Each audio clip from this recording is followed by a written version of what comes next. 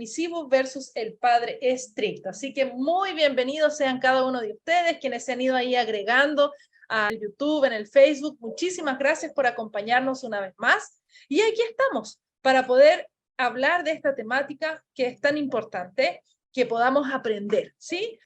Vamos entonces con el tema del padre permisivo versus el padre estricto. Y vamos a ver cómo es ese padre permisivo, cómo es la definición. Ahí ustedes pueden ver en esa imagen, ¿no? Es un padre cuya educación se basa en la falta de límites y normas. Suele ser muy afectuoso, restándole importancia a la formación integral. Toma, eres mi rey, yo te lo doy todo, que no te falte nada, ¿verdad? Y tenemos a este padre estricto, ¿no es cierto? Es un padre cuya educación se basa, ¿no es cierto?, con límites, con normas que son claras, que las establece, ¿no es cierto?, pero que suele ser inflexible. Aquí nos vamos al otro extremo, ¿ya? No hay una flexibilidad. Incluso el padre estricto nosotros vemos, ¿no es cierto?, como una disminución del cariño, donde resalta más los límites y las normas, ¿sí? Allí hay un desequilibrio en ese sentido, en el padre. Ahora, me gustaría que además de ver estas dos definiciones, ¿no es cierto?, de padre permisivo y de padre estricto, veamos la definición de lo que son los estilos parentales, que hace algunos años ya, ¿no es cierto?, nosotros venimos escuchando en relación a estos estilos parentales, y son nada más y nada menos que la construcción psicológica, ¿no es cierto?, que representa aquellas estrategias que son estándar que los padres utilizan en la crianza de los hijos. Identificamos el democrático, ¿no es cierto?, ya anteriormente, perdón, el permisivo, ¿no es cierto?, anteriormente en la definición, vimos también el autoritario, ahí estas flechitas nos muestran, ¿no es cierto?, que son opuestas, el permisivo con el autoritario. El permisivo no hay disciplina y mucho apoyo, y el autoritario lo contrario, no hay apoyo y mucha disciplina. Y vemos allí en la imagen de abajo, ¿no es cierto?, que hay un democrático donde hay disciplina y hay apoyo, ¿no es cierto? Quizá ahí podríamos ver que quizá es bueno, es positivo. Y por su parte, ¿no es cierto?, de manera opuesta está el negligente, donde no hay disciplina y no hay apoyo. Y ustedes dirán, ¿pero cómo se puede dar? Sí, son estilos parentales, ¿no es cierto?, que son utilizados por padres y madres, quizá por falta de conocimiento, quizá repitiendo, ¿no es cierto?, un estilo de crianza con la cual ellos fueron formados, y también, ¿no es cierto?, puede ser en relación a lo que consideran que es bueno por la experiencia que han observado. Pero hoy día quiero que podamos meditar un poquito en esto, de cuál puede ser el mejor estilo, ¿sí? ¿Qué es lo que pasa entre un estilo y otro? Vamos a ver, ¿no es cierto?, que dentro de estos estilos parentales comprendemos principalmente dos dimensiones, ¿ya? Dentro de los estilos parentales está lo que es el afecto, que se puede dar el amor, la entrega, el cariño, ¿no es cierto?, con palabras, con caricias, y la comunicación que existe, ¿no? Esa conversación que tengo con mi hijo, eso que me conecta con él. Y la dimensión de las normas y de los límites, que en otras charlas también he comentado lo importante que es en el desarrollo de todo niño y adolescente. O sea, y de hecho nosotros como personas, como adultos, también nos relacionamos con otras en función a normas y límites, ¿no es cierto? O sea, en todas partes, en todos los contextos, nosotros encontramos normas y límites. Ahora, a partir de eso, entonces, ¿no es cierto?, nosotros observamos estos estilos parentales, considerando estas dimensiones. En el autoritario aún hay normas rígidas, ¿no es cierto? Vemos que en el democrático son normas más bien acordes, normas en ocasiones consensuadas, normas que no son descabelladas. En el negligente vemos que incluso hay ausencia de los padres, ¿no es cierto? O sea, no solamente ausencia de normas, sino de padres que estén allí para poner las normas. Y permisivo, donde quizá pueden haber normas, pero no hay supervisión. O sea, finalmente yo te digo lo que no debes hacer, pero tú puedes hacer lo que quieras. En el autoritario, viendo un tema de obediencia, ¿no es cierto?, hay mucha disciplina, y lamentablemente no hay un acompañamiento de apoyo emocional. Y ahí es donde se dificulta este estilo parental, que más adelante vamos a ver cuáles son las consecuencias en ese niño que se desarrolla bajo este estilo autoritario y que se utiliza mucho el término de castigo, ¿no es cierto? O sea, donde ese niño crece bajo una condición de castigo, ¿ya? Ahora, en el democrático, que como les decía anteriormente, puede parecer más bien el más positivo dentro de estos estilos parentales, ya vimos que tiene normas acordes, ¿no es cierto? Hay valores que se transmiten, hay un afecto, ¿no es cierto? Hay una responsabilidad por parte del padre de darse cuenta de que lo que hace y deja de hacer influye en su hijo, y hay una comunicación asertiva, es decir, se dice lo que se tiene que decir en el momento adecuado, en el lugar indicado y de la forma correcta, ¿no es cierto? Esa es la comunicación asertiva, donde además hay una escucha activa, ¿no? Como yo les digo, no solamente escuchamos con los oídos, que de hecho tenemos dos, sino también con los ojos, también con la boca, con el cuerpo entero, ¿no es cierto? Y lamentablemente existe un estilo parental negligente y, bueno, actualmente la ley protege a niños de padres negligentes, porque reconocemos, ¿no es cierto?, que hay una vulneración de derechos, no en cuanto quizá a un abuso o un maltrato, pero sí a un abandono, ¿no es cierto? Sí a una falta de atención, donde hay una ausencia de los padres, donde hay un abandono de la responsabilidad, ¿no es cierto? Donde hay una indiferencia hacia lo que le ocurre a ese niño, indiferencia, por ejemplo, incluso a la enfermedad que pueda tener, padres que no llevan a los niños al médico, que no reciben la atención que corresponde, padres que no se preocupan de que si está mirando televisión hasta tarde, de cuántas horas duerme, si se alimenta o no se alimenta como corresponde, hay una indiferencia en relación a eso, y hay una frialdad, ¿no es cierto? O sea, no hay esto de abrazar, de preocuparme del otro. Y este padre permisivo que considero, puedo estar equivocada, pero considero que esta generación de padres que está criando a niños, a los niños que llamamos alfa, ¿no? Que son hasta como más o menos los 4 años de edad, son padres que quizá crecieron bajo un estilo autoritario y buscando algo contrario a eso es que se han vuelto padres muy permisivos con sus hijos. Una generación de padres muy jóvenes, ¿no es cierto?, que buscan una buena relación con los hijos y que se confunde con una falta de disciplina, se confunde, ¿no es cierto?, con sobreponer la amistad por encima de la relación padre-hijo, madre-hijo, ¿no es cierto? Hay afectividad, pero no existen restricciones, ¿ya? O sea, no, yo te amo, yo te quiero y no importa lo que tú hagas, y claro, o sea, está bien, el amor tiene que ser incondicional, pero recordemos que son importantes los límites y las normas. También son padres muy flexibles, ¿no es cierto? No dicen que no y luego viene detrásito el sí y los hijos lo saben. Y hay una falta de autoridad, ¿ya? Y aquí vemos, ¿no es cierto?, que el padre no logra determinar lo que el hijo va a hacer. O sea, finalmente aquí vemos hijos que toman decisiones que en realidad deberían estar tomando los padres. Vamos a avanzar entonces. ¿Cuáles son los efectos en la conducta del niño? Si nosotros nos concentramos en los estilos parentales negligentes, como que los resultados son más obvios en la conducta del niño, ¿no es cierto? Entonces nos vamos a concentrar en esta ocasión más bien en lo que es padre permisivo, en el estilo democrático y en el estilo autoritario, ¿ya? Comprendiendo que si usted está conectado, si usted está escuchando esta charla, es porque no es negligente, sino más bien hay una preocupación, pero puede estar cayendo en uno de estos 3 estilos en los cuales usted se pueda hasta el momento sentir identificado con lo que yo he mencionado. Y ahora tenemos que ponernos en el lugar del hijo, ¿no es cierto? Quizás si bajo este estilo parental que yo he adquirido, se está presentando esta conducta en él o ella, o se va a presentar más adelante. Sí, puede ser que quizá ustedes no identifiquen y dicen, no, yo lo estoy haciendo bien y este estilo me acomoda bastante bien, pero hagámonos conscientes de que estos efectos en la conducta bajo el estilo que usted está aplicando va a tener, ¿no es cierto?, un efecto en algún momento.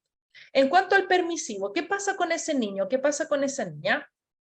Hay una falta de control de impulsos, porque todo le es permitido, entonces en ningún momento necesita controlarse, en ningún momento necesita ponerse un límite, por lo tanto no controla sus impulsos. Hay una falta de habilidades sociales porque está acostumbrado a que las cosas se hagan como dice, y al relacionarse con otros, lógicamente los otros no le van a aceptar todo el tiempo lo que él dice.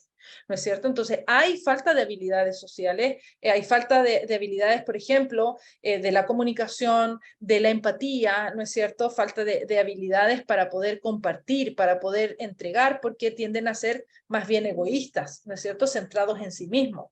Existe también un riesgo de mayor disrupción, es decir, de ser más travieso, ¿no es cierto? De ser más inquieto, que llame la atención del resto, ¿no es cierto? Pero de una manera negativa, porque está acostumbrado a ser el centro de atención, ¿no es cierto? Y tiende a haber un dominio sobre el grupo de pares, que es lo que les explicaba, que tiene un efecto, ¿no es cierto?, en la socialización, justamente por la falta de habilidades sociales, porque lo que busca simplemente es dominar frente a los demás. Ahora, dentro del estilo democrático, que quizá podemos pensar que es el más positivo, encontramos conductas que son buenas, ¿no es cierto? Que son quizá conductas que nosotros esperamos de nuestros hijos y miren, son chicos equilibrados, ¿no es cierto? Son chicos cooperativos, están dispuestos a colaborar, a compartir con los demás, hay un adecuado autocontrol porque al haber límites claros, ¿no es cierto? Sabe lo que debe hacer y lo que no, y frente a lo que no debe hacer tiene que aprender a controlar el deseo, por ejemplo, en relación a lo que no puede comer, en relación a lo que tiene que mirar, ¿no es cierto? También existe un mejor rendimiento académico porque el estilo democrático permite, ¿no es cierto?, que haya una exigencia, por lo tanto son padres que están allí preocupados del rendimiento académico, de que haya una responsabilidad, de que haya un cumplimiento.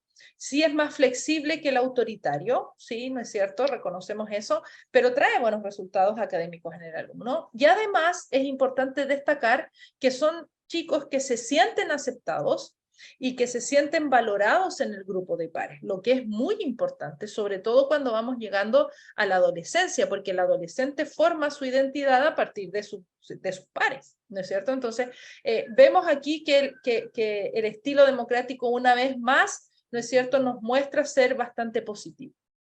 En cuanto a los efectos de la conducta en los hijos de padres que utilizan un estilo autoritario, encontramos que son chicos retraídos y tímidos, ¿sí? Que no logran expresar lo que realmente sienten o piensan porque generalmente hay una crítica encima, porque hay, ¿no es cierto?, una imposición de lo que él debería decir y pensar. Son chicos sobrecontrolados, uno los ve nerviosos, los ve ansiosos, en realidad es como que no quieren hacer nada, que como se sobrecontrolan frente a muchas situaciones. Hay dificultades, ¿no es cierto?, para relacionarse, porque no quiere manejar una situación, está acostumbrado a que la manejen por él, y además hay un riesgo de exclusión del grupo, ¿no es cierto?, porque tiene dificultades para relacionarse, y finalmente son chicos que pueden terminar estando solos. Ahora, en la medida en la que este chico de un estilo autoritario crece y reconoce este autoritarismo de parte de sus padres, tiende a generar una rebeldía que les hace actuar de una manera completamente contraria a lo que observamos aquí. Por lo tanto, no es bueno el efecto de conducta en el desarrollo ni cuando pasa la adolescencia y se revela contra eso. ¿No es cierto? Ahí nosotros vemos que quizá hay muchas familias actualmente que pueden estar utilizando con adolescentes un estilo más bien autoritario, pero que puede traer efectos negativos en la conducta de estos pequeños, de estos adolescentes. ¿Qué será mejor entonces? ¿No es cierto? Que ahí nosotros pensamos en con cuál me quedo. Quizá realmente el democrático va a ser bueno para mí. Bueno, les planteo algo distinto, les planteo algo diferente en esta ocasión, y ahí viene el desafío, ¿no es cierto?, de romper un poquito con esto de los estilos parentales y concentrarnos en una parentalidad positiva.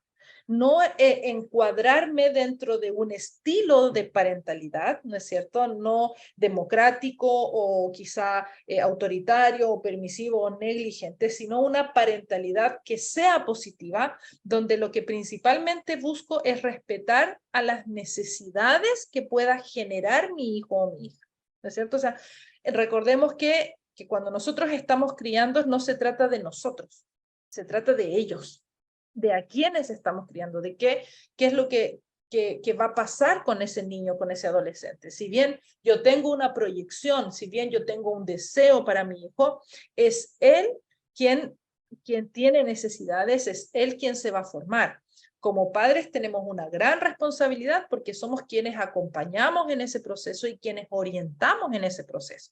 Pero es importante el respeto a las necesidades. Ahora, mucho se confunde con que ya yo respeto las necesidades, entonces le cubro todas las necesidades sin límites, pero no se trata de eso, ¿no es cierto? O sea, se trata de que la parentalidad positiva es yo le doy atención porque la necesita, atención de lo que hace, de lo que piensa, de cómo se relaciona, de su proceso escolar, de su salud, ¿no es cierto? Es importante que en la parentalidad positiva yo me involucre en la educación de nuestros hijos, ¿no es cierto? O sea, no se trata de que yo voy, lo matriculo en un colegio que es bueno, pago una buena cuota o elijo dentro de los gratuitos al mejor, ¿no es cierto? Sino que me involucro dentro de la educación, haciéndome presente en reuniones, en conversaciones con la profesora, ¿no es cierto? En un apoyo escolar. Recordemos que la responsabilidad en primaria, en enseñanza básica,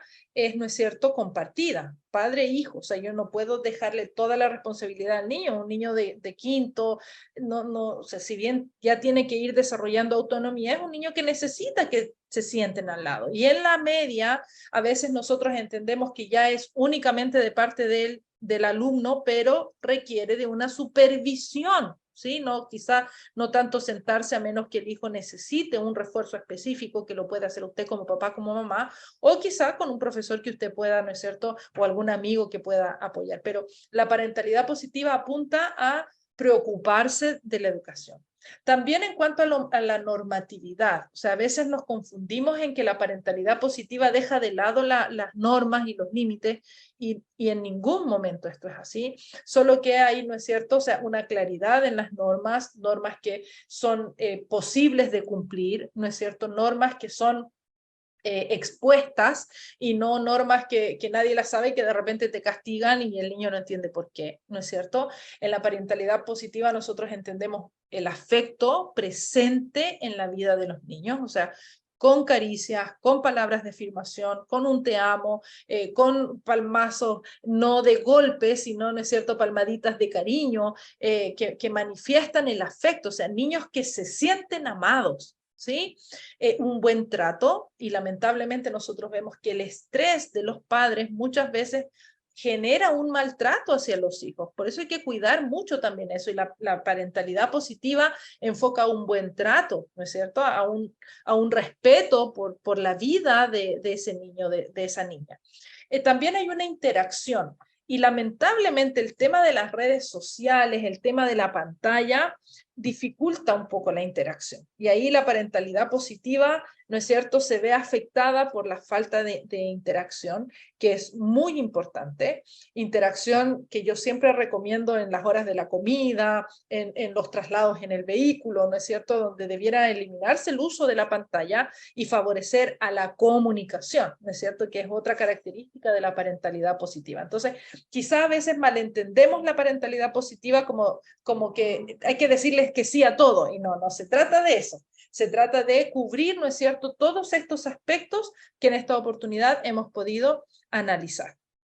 Ahora, ¿por qué? ¿Por qué utilizar esta parentalidad positiva, este estilo, ¿no es cierto?, de parentalidad positiva? Es porque están basados en evidencia científica. ¿Ya? O sea, no es que a alguien se le ocurrió, cambiemos los estilos y nos quedamos con esto, porque sí, hay una evidencia científica. ¿Y eso qué quiere decir? Que se ha utilizado en un grupo de personas, han sido estudiadas y se han visto los efectos, ¿no es cierto? Y entonces se ha comprobado que sí tiene buenos resultados, siempre y cuando se utilice de la manera correcta. Por eso yo les decía anteriormente, a veces se malentiende la parentalidad positiva y se mal utiliza, ¿ya? Ahora, ¿por qué? Porque potencia un desarrollo psicológico saludable. En muchas ocasiones nosotros escuchamos decir, no, pero si yo fui criado con el cinturón y yo no tengo ningún problema, pero es una persona agresiva, es una persona, ¿no es cierto?, que tiene problemas en el trabajo, temas no resueltos emocionalmente. Entonces, claro, yo no tengo problema porque sí, soy profesional, trabajo, gano un sueldo, tengo una familia, pero hay muchas cosas por dentro que pueden haber sido afectadas y que quizá no las está reconociendo. Entonces, una parentalidad positiva puede potenciar un desarrollo psicológico saludable, ¿no es cierto? Que es lo que nosotros buscamos en esta ocasión. O sea, hablábamos anteriormente en otras charlas de la importancia de un desarrollo socioemocional que antes no se nos enseñó, pero que ahora sí se está introduciendo dentro de las escuelas, por ejemplo. ¿Ya? ¿Por qué otra razón? Porque suponen una inversión social de tipo preventivo. Qué interesante. ¿Por qué? Porque al haber personas más saludables, al haber personas, ¿no es cierto?, que tienen valores, disminuye la dificultad económica que haya que invertir, por ejemplo, en especialistas, que los gobiernos tengan que invertir en salud en función a eso, y social, ¿no es cierto?, disminuyendo personas que generan antivalores, ¿no es cierto? Y que también demandan de una inversión económica, por lo tanto es preventiva, ¿no es cierto? O sea, apuntamos a que esos niños que crecen en esta parentalidad positiva, bajo esta parentalidad positiva, pueden ser personas más saludables y pueden ser exitosas. Ahora, hay algunos mitos que me gustaría compartir con ustedes centrados en lo que es la adolescencia, ¿ya? ¿Por qué? Porque en ocasiones nosotros entendemos la adolescencia de una manera errada y quizá ahí es donde se empiezan a cambiar los estilos, y me ha pasado mucho que de repente fue un estilo más bien permisivo, ¿no es cierto? Pero al ver la rebeldía del hijo o al ver algunas situaciones de parte del hijo, entonces se cambia a un estilo más bien autoritario, ¿no es cierto? Donde nosotros vemos también una reacción muy negativa de parte de ese adolescente. Entonces, creo que necesitamos entender un poquito esto de la adolescencia para que nosotros podamos aplicar una parentalidad positiva que vaya en beneficio de una buena relación con el adolescente y por lo tanto que ese adolescente se siga desarrollando de una manera adecuada. Ahora, también tenemos que entender, tanto como padres como adolescentes, si es que hay alguno escuchándome, que la adolescencia todavía es parte de un desarrollo, no es una etapa final, de hecho es una etapa de transición entre la niñez y la juventud y adultez, ¿no es cierto? Entonces, el adolescente siente que ya lo sabe todo, el adolescente siente que ya nadie tiene que decirle nada, y no, o sea, es importante reconocer que la adolescencia es una etapa de transición en la que necesita de acompañamiento. Ahora, la adolescencia es una etapa turbulenta, es un mito, no tiene por qué ser turbulenta, si es que es bien manejada, si es que es bien llevada, si es que se aplican estos aspectos que vimos de la parentalidad positiva, no debiera ser una etapa turbulenta. El problema se presenta generalmente cuando se da esto que les menciono. Se inicia con un estilo permisivo y se cambia a un estilo autoritario porque siento que la cosa no la puedo manejar bien, ¿no es cierto? O por su parte, siempre fui autoritario y ahora en la adolescencia cedo siendo permisivo. Entonces, quizá ahí se puedan presentar situaciones, ¿no es cierto?, catastróficas con la adolescencia, pero si yo mantengo una parentalidad positiva con todos los aspectos que anteriormente yo les mencioné, debiera ser una adolescencia, ¿no es cierto?, bastante llevadera. Ahora, otro mito es en la adolescencia se da una inestabilidad emocional. Lógicamente, en todas las etapas de nuestra vida, nosotros experimentamos una inestabilidad emocional. ¿Ok? Entonces, no es que en la adolescencia quizá se carece de estrategias para poder enfrentar esa inestabilidad emocional, pero no podemos decir es en la adolescencia únicamente, sino que en las diferentes etapas de nuestra vida nosotros generamos esta inestabilidad emocional. Otro mito es los adolescentes tienen un pensamiento irracional e infantil. Y esto no es así. O sea, los adolescentes, conversen ustedes con un adolescente. Si bien el adolescente tiene la idea de que lo sabe todo, tiene mucho manejo de información, ¿sí? Entonces, no es irracional, solamente que lo ve desde su perspectiva que puede ser diferente a la nuestra. Quizá nos parece infantil, sí, está en un proceso de transición, ¿no es cierto? Entonces también tenemos que entender eso.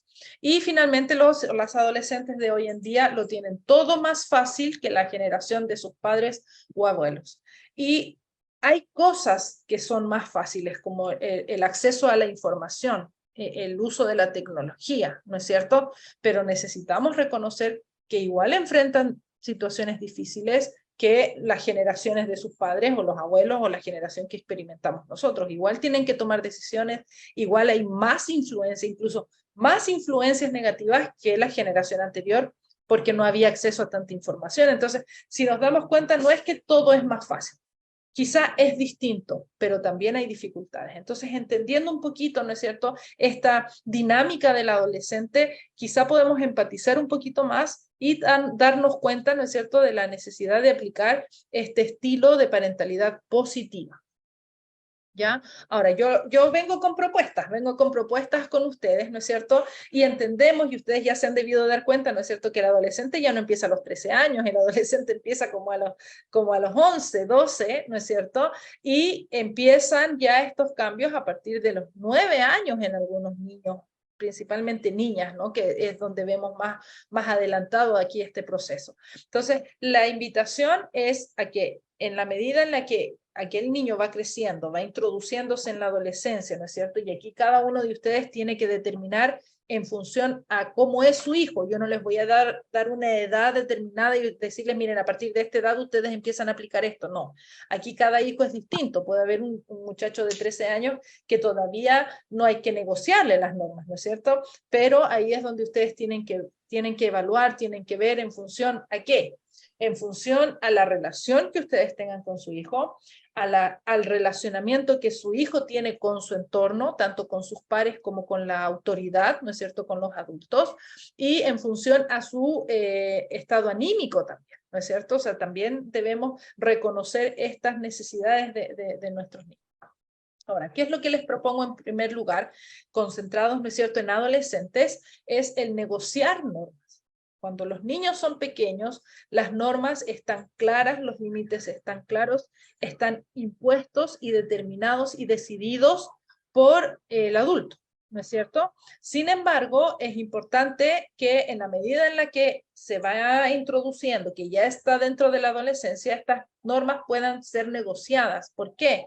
Porque el adolescente tiene un pensamiento abstracto y moral a medida que va creciendo, ya no es tan concreto, ¿no es cierto? Por lo tanto, el no ya requiere de una justificación, porque él tiene una forma de justificar el sí, ¿verdad? Entonces, es bueno escuchar, es bueno negociar, ya, por lo que, ¿qué es lo que nos permite este pensamiento? Es más fácil que comprendan los motivos, el porqué de una norma, y esto debiera facilitar, ¿no es cierto?, que estas, o al menos algunas de ellas, se puedan consensuar. ¿No es cierto? Sí, mira, esto yo te dije que esto era de esta manera por esta razón, en relación a horarios, en relación, no sé, a salidas, en relación a cierto consumo de ciertos alimentos, por ejemplo, no sé, a un niño es una locura darle bebidas y darle azúcar después de las 7 de la tarde, ¿no es cierto? Ya con el adolescente uno ya puede entrar a negociar, los chicos quizá van a ir a un cumpleaños, cosas así. ¿Ya? ¿Qué más? Ser consecuentes. Papás y mamás, cuando ustedes tienen hijos adolescentes es cuando más cuidado tienen que ser en cuanto a la consecuencia, en cuanto a ser consecuentes. Lo que ustedes dicen tiene que ir también acompañado con la práctica, ¿no es cierto? Cuando los hijos observan inconsecuencia de los padres es donde genera el conflicto, ¿no es cierto? ¿Por qué me pides a mí que yo ordene mi habitación si tú tienes desordenado tu escritorio, por ejemplo? ¿Sí? Cosas así, ser consecuentes con lo que yo le estoy pidiendo. ¿Por qué tú me dices que me estoy acordando cosas del pasado si tú siempre te acuerdas cosas del pasado? ¿No es cierto? Entonces, no me pidas algo que no estás dispuesto a dar o que tú no haces. Esto es algo que nos va a ayudar muchísimo y que dentro de una parentalidad positiva, ¿no es cierto? Entonces, estamos hablando de que una parentalidad positiva debe llevarme al éxito de mi hijo y a una buena relación entre la familia, ¿no es cierto? Entre padres e hijos. Ahora, ¿qué hacer frente al conflicto? Porque el conflicto se puede presentar. Independiente de la edad, ¿no es cierto?, que el niño tenga o de las personas que se relacionen, habiendo personas, es probable que exista el conflicto. Ahora, con el adolescente, el conflicto se va a presentar porque, como vimos anteriormente, ya deja de ser un pensamiento concreto y empieza a ser un pensamiento más bien abstracto, donde entiende cosas que antes no entendía. Por lo tanto, tiene más argumentos para poder rebatir, ¿no es cierto?, ciertas situaciones, y ahí es donde inicia un conflicto. Entonces, ¿qué es lo que hacer frente al conflicto? En primer lugar, hay que reconocer cuál es el problema. Muchas veces el problema no es la misma conversación que se está presentando el discurso, sino hay algo de base. ¿no es cierto? Hay un problema que se está presentando y es importante reconocer realmente cuál es el problema que se está presentando en ese conflicto. Hay que analizar ese problema, ¿no es cierto? Y es que el problema es que yo no estoy de acuerdo con llegar a la hora que tú me dices, ¿no es cierto? El problema está en que tú no cumples, ¿no es cierto?, con hacer tu habitación. El problema está en que tú no estás teniendo las notas que tú deberías tener. Me pediste permiso, pero no estás cumpliendo con el colegio, ¿no es cierto? Y es ahí donde uno analiza el problema. Analizas el problema en qué es lo que está pasando. No estás cumpliendo con las notas porque te estás acostando muy tarde, porque estás utilizando el celular sin límites, porque te estás relacionando con personas que en vez de llevarte a estudiar te llevan a jugar, ¿no es cierto? Y ahí se hace un análisis del problema que usted haya identificado. La idea es generar una lluvia de ideas, ¿ya? Con el adolescente se puede presentar este análisis en conjunto, ya donde hay una lluvia de ideas de parte del adolescente como de los padres, ¿ya? Ideas que puedan ayudar a solucionar ese problema, ¿no es cierto? Ok, vamos a limitar, utilizando el mismo ejemplo de las calificaciones, vamos a limitar el uso del celular, vamos a ponerte un profesor, ¿no es cierto? Vamos a preocuparnos de que te acuestes más temprano, por lo tanto vamos a cenar más temprano, ¿no es cierto? Entonces ahí uno se va dando cuenta que hay ideas que surgen y que pueden favorecer para que este conflicto se elimine, si esa es la idea, ¿verdad? Ahora, ¿qué es lo que necesitamos? Comunicación y negociación. En la comunicación hablo y escucho, y en la negociación doy y recibo, ¿no es cierto? Entonces tiene que haber esto en esa relación con el adolescente frente al conflicto, y es muy importante evaluarlo, ¿ya? O sea, ya lo vamos a ver cómo nos va de aquí a fin de mes, cómo nos va de aquí a fin de año, ¿no es cierto? Y a ver si es que vamos a poder ver si es que esto se instaura o si lo vamos a tener que cambiar. Es importante que se puedan hacer esas evaluaciones. Además, que frente a todo esto que se está haciendo, se está enseñando a ese adolescente a una adecuada resolución de conflictos. Y eso es muy valioso para un adolescente, porque ese adolescente está en un proceso de transición a una etapa adulta, en la que va a tener que resolver conflictos no familiares, sino conflictos en la universidad, conflictos en el trabajo, en las relaciones que establezca. Por lo tanto, ¿no es cierto?, va a ser además un aprendizaje frente a esa necesidad. Ahora, ¿qué más les propongo? Es importante que dentro de esa relación siempre haya respeto. Pidan respeto. No permitan que sus hijos les griten. No permitan portazos, porque también son faltas de respeto. O sea, eso ustedes no lo tienen que permitir. Si ustedes ya lo han permitido, deben sentarse con ese adolescente y decirle, mira, hoy aprendí que tú no me debes gritar.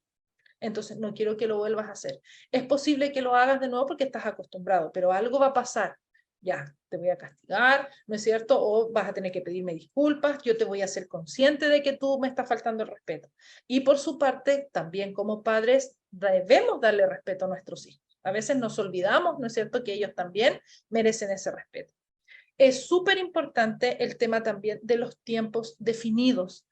Cada actividad tiene un horario. O sea, no pueden desayunar a la hora que les da la gana, sobre todo ahora que están de vacaciones. Cuiden mucho los tiempos definidos, porque se disparan. Chicos que hasta las 3, 4 de la mañana están jugando o están en Instagram, están escribiendo, y a esa hora todos estamos cansados y nada bueno puede ser, ¿no es cierto? O sea, sí hay algunos chicos que dicen, no, es que tía, yo soy nocturno. Ya, sí es posible, pero bueno, cambia eso, ¿no es cierto? Porque la vida funciona de día. Entonces, tiempos definidos para la alimentación, para el juego, para la lectura, ¿no es cierto? O sea, no porque estamos de vacaciones, entonces no hacemos nada en relación al aprendizaje, si se puede seguir aprendiendo siempre, ¿sí? Tiempos definidos cuando se sale, tiempos definidos, ¿no es cierto?, dentro del hogar. Y límites claros. Con los adolescentes, en la medida que el adolescente sabe lo que puede y lo que no puede hacer, es mucho más fácil. Es mucho más llevadera la situación, ¿no es cierto? Y uno se concentra en que si se cumplió o no se cumplió. Y no estamos con es que tú no me dijiste, es que yo no lo sabía, ¿no es cierto? Sino que los límites claros favorecen muchísimo en el adolescente. Y bueno, ya para ir terminando, ¿no es cierto?, dejarles con este versículo que se encuentra en Proverbios 22:6. Dice, enseña a tu hijo el camino en que debes andar. ¿no es cierto?, en que debe andar. Y cuando sea viejo, no se apartará de él.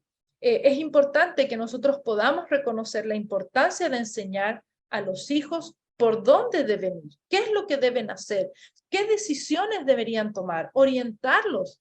Y ellos ya cuando sean viejos tomarán sus decisiones. Quizás se van a equivocar, quizás se van a caer, quizás en algún momento van a tomar sus propias decisiones sin considerar lo que ustedes les han enseñado. Pero ustedes estén tranquilos porque si ustedes lo enseñaron, aun cuando sea viejo, lo va a recordar. Va a tener un momento, y quizá nosotros también como adultos lo tuvimos, ahora lo podemos reconocer. Quizá en su momento, siendo jóvenes o siendo adolescentes, también nos salimos un poquito del camino, ¿no es cierto?